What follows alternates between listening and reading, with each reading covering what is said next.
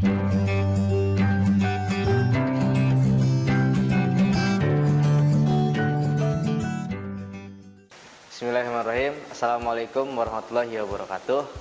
Baik lagi bersama Bapak di pelajaran pendidikan agama Islam, yang mana sekarang kita akan membahas bab 3 yang berjudul di kelas 8. Bapak ulang, bab 3 di kelas 8 yang berjudul mengutamakan kejujuran dan menerapkan keadilan. Oke.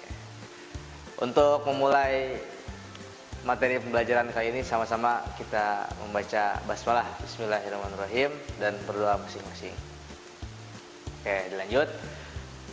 Lalu mari kita renungkan tentang di kehidupan sehari-hari.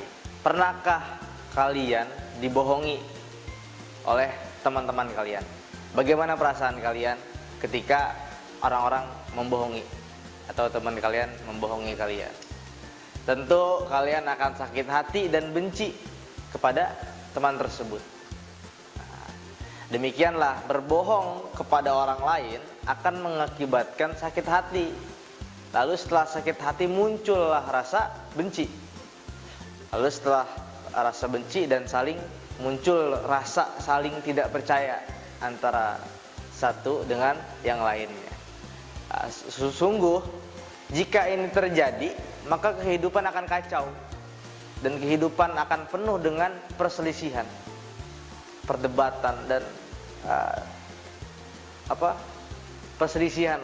Oleh karena itu, berperilakulah menjadi orang yang jujur.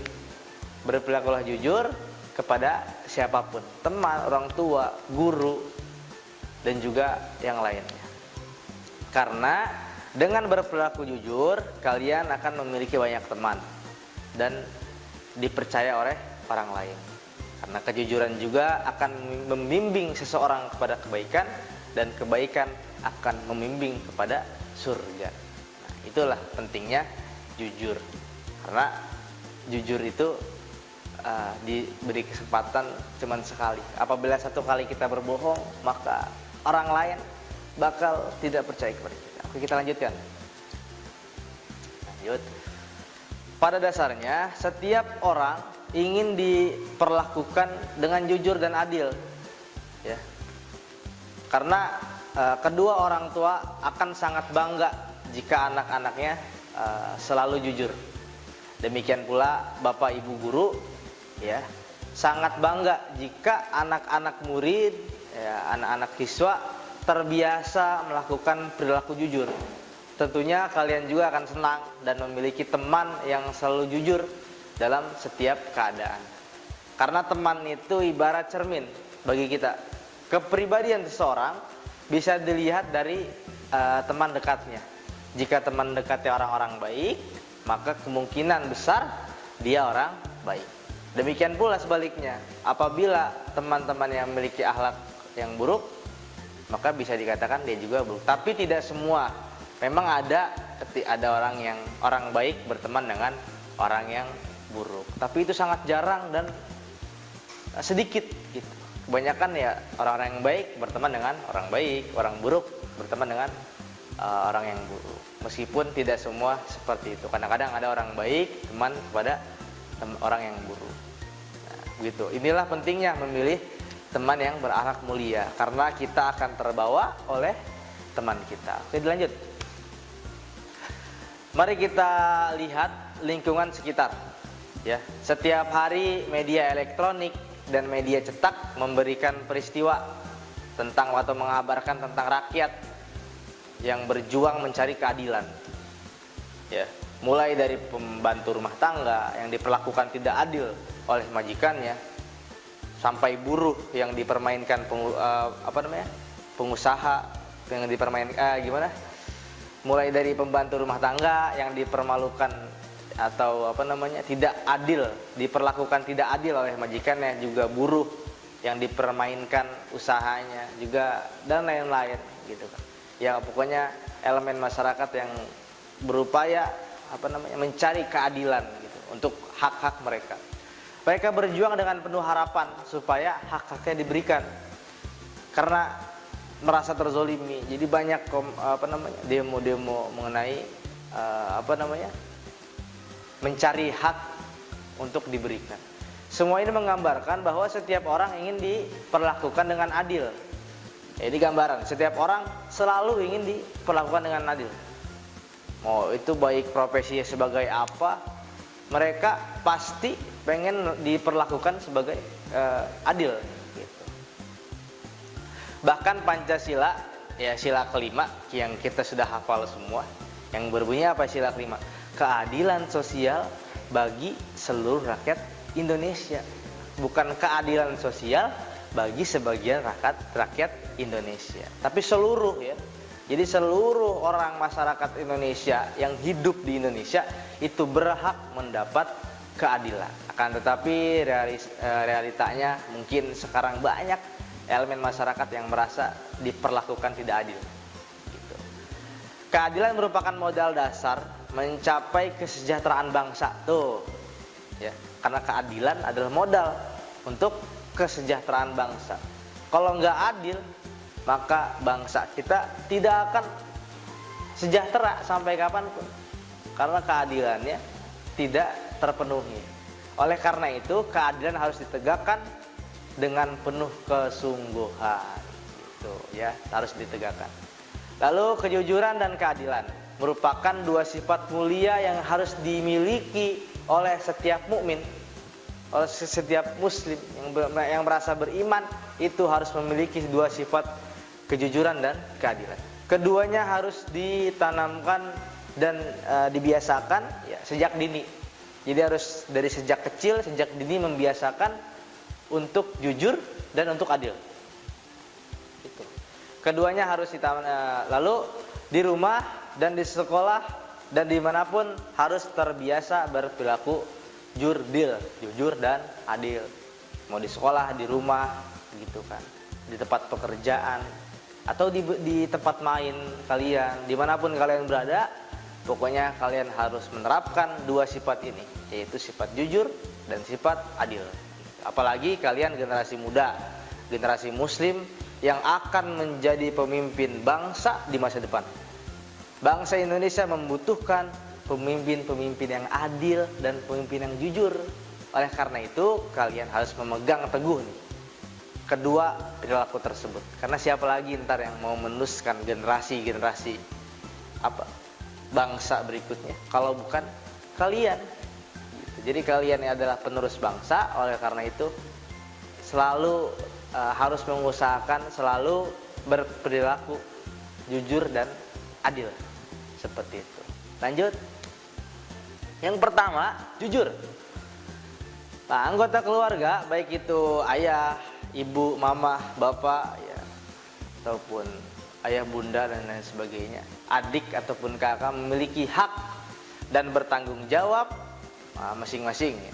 Mereka butuh kerjasama dan kekompakan dari masing-masing anggota keluarga. Kerjasama dan kekompakan ini dapat terwujud jika masing-masing berperilaku jujur. Jadi kalau keluarga mau pengen harmonis, itu satu sama lain harus berperilaku jujur. Sebagai anak yang soleh, tentu kalian menginginkan kehidupan keluarga yang harmonis. Pasti pengen kan? Ya. Oleh karenanya, biasakanlah berperilaku jujur mulai dari rumah. Mau main ke tempat teman, ya bilang main. Ya.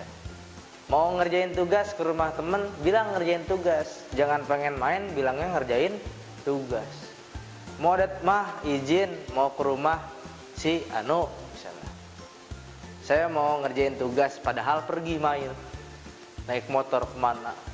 Nanti kalau ada apa-apa di jalan, nauzubillah ada kecelakaan lah, atau ada problem di jalan, nanti siapa yang repot?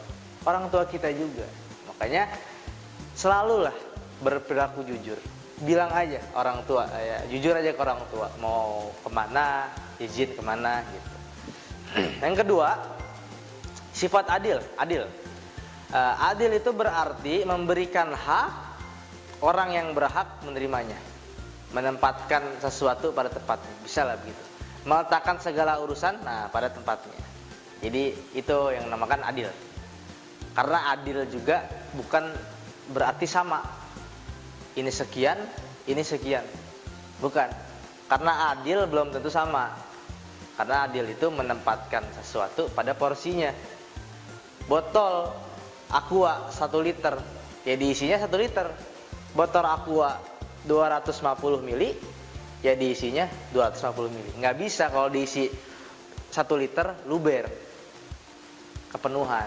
Sebaliknya kalau botol Aqua 1 liter diisi 250 mili, ya kurang, setengahnya pun enggak. Makanya terkadang adil itu tidak sama, tapi menempatkan sesuatu pada porsinya, pada tempatnya.